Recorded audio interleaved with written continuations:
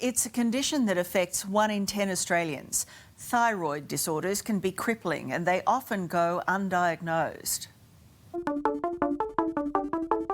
Don't be afraid to put your hand up. Fatigue, anxiety, weight gain. If that's happened to me, it's probably happening to thousands of other Australians. The warning signs are hiding in plain sight. It's as simple as a blood test and, it can save your life.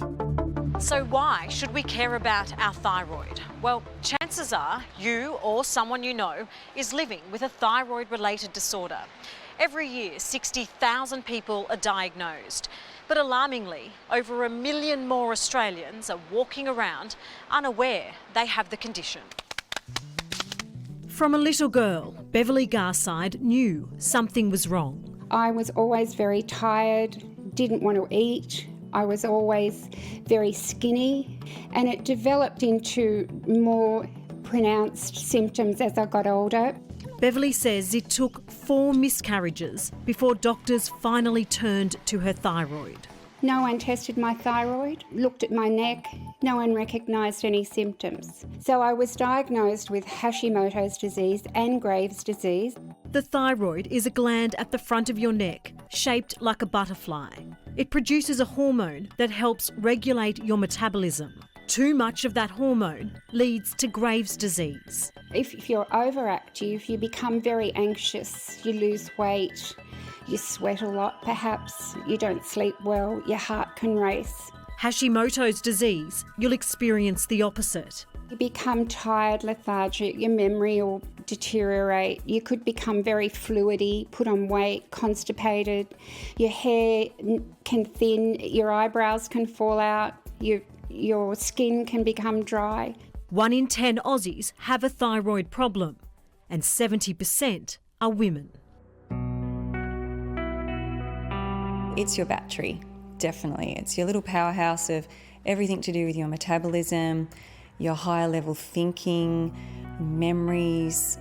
For Amber Arnold-McCroby, her diagnosis came years too late. I got a lot of colds and flus, digestive symptoms, sort of a bit like irritable bowel syndrome, and I was becoming increasingly anxious.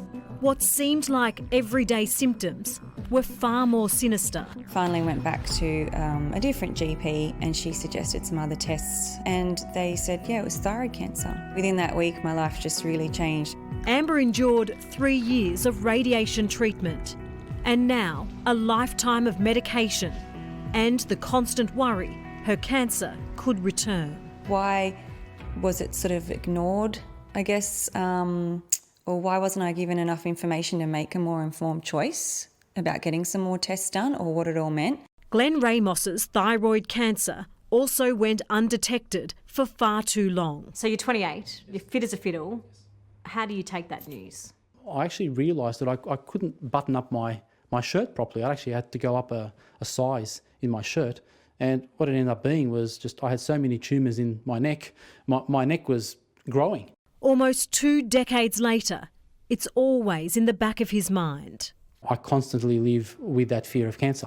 I'm 46 now. I still have to be vigilant because it hasn't gone away. Associate Professor Dr. Roderick Clifton-Bly. Iodine deficiency globally is the most important thyroid condition. It's the leading cause of intellectual disability worldwide. The specialist says pregnant women should pay extra attention to their thyroid. A small amount of iodine present in the common pregnancy and breastfeeding multivitamins on the market is a sufficient quantity for most women. Beverly is now passionate about raising awareness as the CEO of the Australian Thyroid Foundation. Thyroid disease is such an insidious disease. Think about thyroid and test for thyroid. And if in doubt, get checked. For more information from the Australian Thyroid Foundation, visit our website.